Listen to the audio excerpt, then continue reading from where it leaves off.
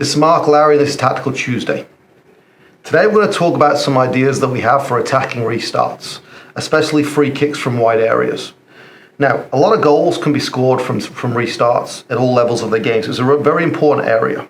And there are many things you might want to think about when setting your team up for an attacking free kick. First of all, it's your kick takers. Who do you have in your team with the dead ball quality to put it into a right area with consistent quality? So for us, we've got 2 or 3 guys that we like to get on it. Preferably as well, can you get one right foot and one left foot? If you can do that, then the defense doesn't know which angle the ball is going to approach from. So if you can get a right foot and left footer on the ball, that's really important.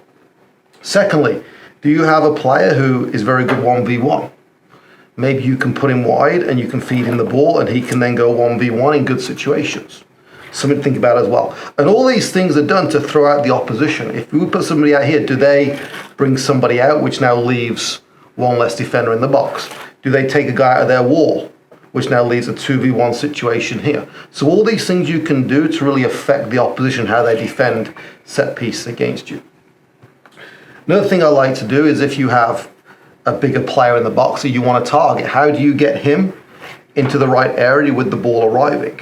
You could set a pick, which is very common in basketball and is now becoming more common in soccer, where if he's being marked, you use a player to block his mark so he can now get a free run in on goal. Another thing that I like to do is to move the ball before we hit it.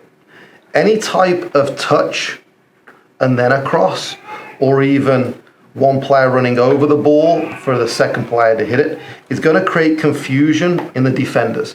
Any type of confusion that you can create here will leave openings for your players to run through. So for example, when we touch the ball, these guys are going to drop, maybe creating a little bit of space for our attackers to win a header.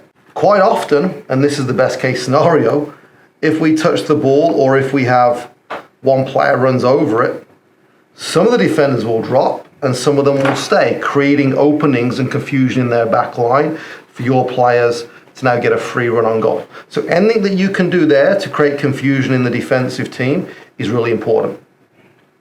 Second and final thing, and our most important thing, is it's important that when you take your free kick, you are protected and have security behind the ball. Because if this gets cleared and they get into a counter-attack situation, do you have the correct players and numbers behind the ball to help deal with that situation? This is another reason why I like to put 2 on the ball.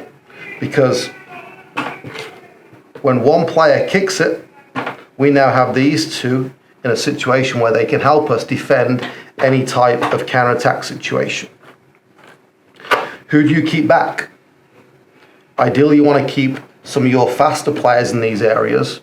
Maybe you've got a player that's on the smaller side, but extremely quick. He would be a guy that I would leave back here because he's probably not going to help you in the air here, but on counterattacks, when it becomes a 1v1 race, maybe he can help you in those situations. So understanding who you have in your team, the profile of players you have, their skill sets, their ability on the ball, their speed, their size, their ability to dribble 1v1, all of these things are tactics you can use in this dead ball situation to create chaos, cause confusion in the back line, and ultimately capitalize to score a goal.